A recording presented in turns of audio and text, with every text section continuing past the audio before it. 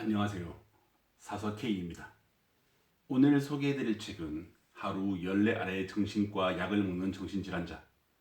이와 동시에 지난 8년간 7,000명이 넘는 내담자의 고민을 들어준 시간당 90만원을 받는 심리 상담가가 된 손수현님이 전해주는 악인론이라는 책입니다.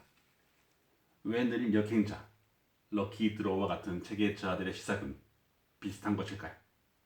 그리고 이 책, 악인론의 손수현님도 결이 비슷했습니다. 대학 시절 내내 졸업과 취업에는 관심이 없고 그저 친구들과의 술자리가 좋았던 그 미래에 대한 막연한 희망에 취해 있었고 취업을 해 대학을 떠나가는 친구들을 보면서도 위기감보다는 그저 축하해주는 마음이 컸다는 그 그렇게 허송세월을 소확행으로 포장하며 보내던 나날들 그런 그가 변화를 하게 됩니다. 물론 그 깊은 터널 끝에 서 있던 그들이었기에 무언가 새로움에 대한 확신이 필요했고 많은 시도 끝에 이런 이야기들이 나왔으리라 생각을 하면서도 왜 늘 이렇게 무언가 부족했고 지금도 부족하고 남들과 비교했을 때 뒤처지는 출발선에서 시작을 할까 궁금했습니다. 더군다나 손수연님은 지금도 정신과 약을 14알이나 매일 먹으면서 말이죠. 어쩌면 뻔할지도 모를 이야기라고 느끼긴 했지만 읽어보게 되었습니다. 이제 그 이야기 속으로 들어가 보겠습니다. 처음 손수현님은 그의 매일매일을 감사 일기와 함께 보냈다고 하는데요. 하지만 어느 날 여자친구에게 오빠는 지난 1년간 변한 게 뭐야? 처음엔 긍정적인 모습이 좋았어. 하지만 이젠 그런 대책 없는 모습이 지긋지긋해. 헤어지자. 라는 통보를 받고 나서 그동안 본인이 써왔던 감사 일기가 자신의 발목을 채우고 있던 족쇄였음을 알게 되었고 감사 일기를 쓰던 그 기간 동안 얻은 것이라고는 꿈없는 인생, 게으른 하루, 누적된 학사 경고로 인한 제도뿐이었음을 알게 되었다고. 그에게 감사 일기란 하루하루 노력하지 않아도 되는 이유를 합리화하는 일기장에 불과했음을 알게 되었다고 합니다.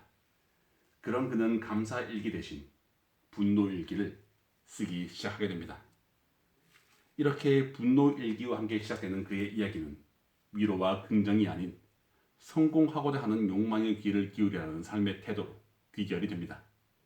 그렇게 그가 말하는 악인은 다음과 같았습니다. 당신은 당신의 일생을 사세요. 나는 내 일생을 살 테니 라고 뻔뻔하게 말하는 사람. 그 때문에 일시적으로 사람들에게 손가락질을 받더라도 비난을 기꺼이 감수하는 사람. 결국 닥치고 성공을 이루어 누구에게도 지배받지 않는 삶을 사는 사람이었습니다.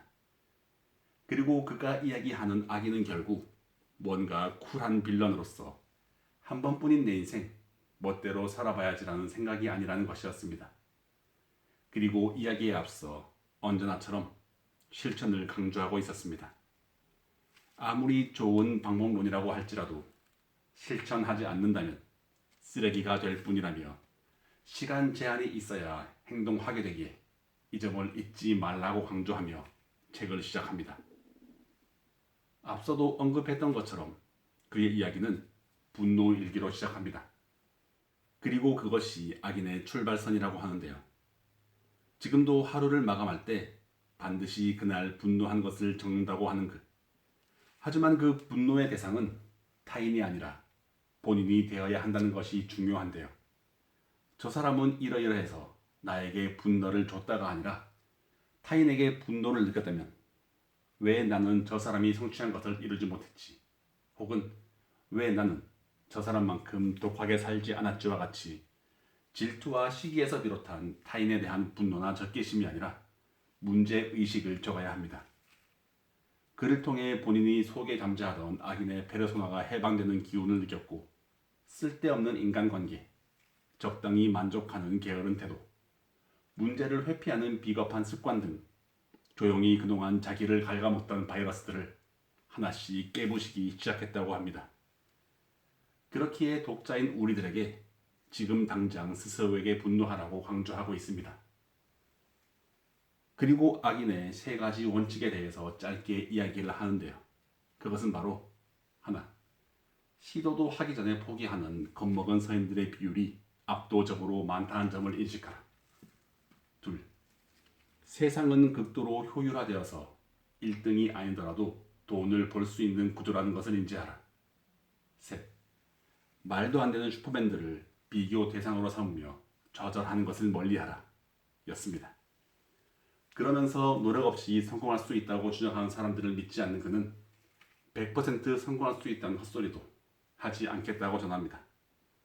그러기에 그의 이야기는 당신이 적어도 실패해도 도전한다라는 악인의 깡을 가진다면 과거에 비해 훨씬 더 성공의 방법이 다양해지고 확률이 높아진다는 사실을 말하고 싶다고 전하고 있죠.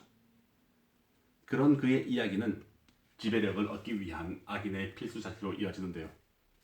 5가지 그 자질을 다음과 같습니다. 하나, 메타 스피킹. 선택해야 한다면 의도적으로 불리한 쪽에 서라.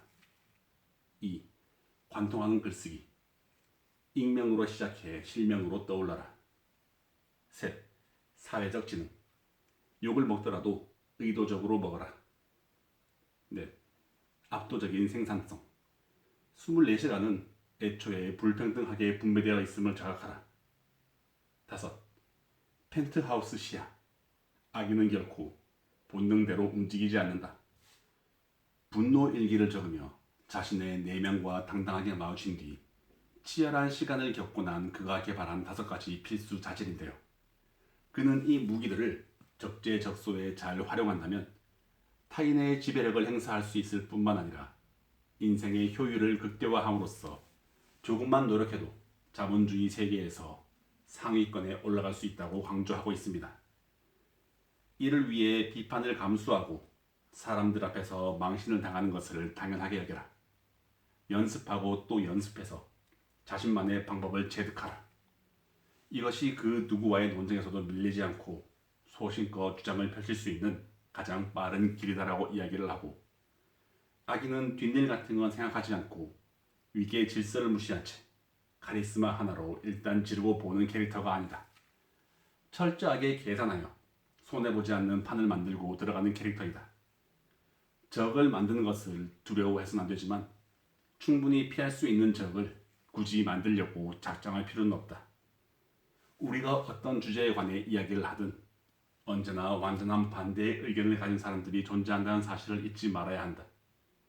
대립군을 늘 인식하려 애쓰고 끝없이 상대방의 심리를 미리 읽어내려고 도전하라. 악인은 지배력을 행사할 수 있어야 한다. 그 지배력은 막무가내로 상대방을 깎아내리고 가스라이팅을 한다고 되는 게 아니다. 일단은 먼저 상대방으로부터 호감을 얻어야 한다. 등등 다양한 이야기들을 전해주고 있습니다. 이어서 톱 클래스 사회적 지능을 지닌 악인들의 8가지 공통점에 대해서 이야기를 전해주는 부분도 인상 깊었는데요. 그 8가지는 하나, 타인에 대한 공경으로 자존감을 높이려 하지 않는다. 둘, 언제나 아군과 적군을 정확히 구별한다. 셋, 결코 자기 중심적으로 사고하지 않는다. 넷, 누군가 이유 없이 자신을 싫어한다면 그 이유를 만들어준다. 다섯, 뒷담화에 중독되는 것을 극도로 경계한다. 여섯, 정확한 지적을 해준 사람에게 화를 내는 대신 고마워한다. 일곱, 관계에 문제가 있을 때 남을 탓하지 않는다. 여덟, 고마움을 모르는 사람에겐 단호하게 지원을 중단한다. 였습니다. 마지막으로 인간은 죽기 직전까지 자기 효능감을 추구하는 존재라는 점이 와닿았습니다. 상식적으로 본다면 이미 경제적 자유를 얻은 사람들은 모두 은퇴를 해야 맞겠죠. 맞는 말입니다. 하지만 평생 놀고 먹어도 될 정도로 엄청난 돈을 번 작가들이 꾸준하게 차기작을 쓰는 이유는 무엇이었을까요? 이 부분에 대해서 사실 생각해보지 않았던 부분이라서 정말 머리를 한 대 맞은 느낌이었습니다.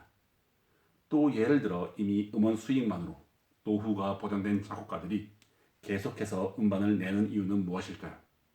이들이 과연 돈이 부족해서 이를 놓지 못하는 것일까요?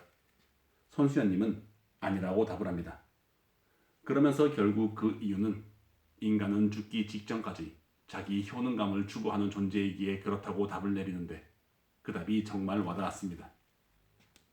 이렇게 책에서 저자는 감사일기의 효능을 무시하는 것은 아니지만 지금까지 성공했다고 자부하는 사람 혹은 성공한 사람들을 쫓아다니며 감사일기를 적고 긍정의 말 같은 것을 외우고 할 수 있다라고 무작정 외치며 성공을 꿈꿔왔다면 이제는 그 무의미한 자기 위로를 중단하고 자신을 불태울 각오로 노력하라고 마지막까지 강조를 하고 있습니다. 누구보다 열심히 자기 개발에 힘써왔지만 아직 변화의 불꽃을 만나지 못했다면 분노 일기를 통해 분노와 열등감이라는 악의 감정에서 성장의 원동력을 발견해보라고 삶의 주도권을 되찾을 힌트를 얻어보라고 전하고 있습니다. 본인의 책에 대해 이 책은 누군가에게 강렬한 자극을 선사하지만 또 누군가에게는 엄청난 혐오감을 선사할 것이라며 한쪽에서는 자신을 좋아하는 사람이 생길 것이고 반대쪽에서는 본인을 비판하는 사람들이 생길 것이라고 이야기를 합니다. 그러면서도 그 모든 것은 아무런 상관이 없다고 본인은 이미 그런 비난에 너무나 익숙한 악인이기 때문이라고 이야기를 하는 글. 이렇게 어떤 평가가 달리든 개의치 않고 내일 또 한 발, 그리고 또 한 발, 꾸준히 내디딜 그의 모습이 그려지는 이야기 여러분께 소개해드렸습니다. 네, 오늘도 이렇게 들어주셔서 감사드립니다. 더불어 사서 K의 책 소개가 재미있으셨다면 좋아요, 구독, 알림 설정으로 사서 K가 매주 들려드리는 다양한 책들과 만나실 수 있습니다.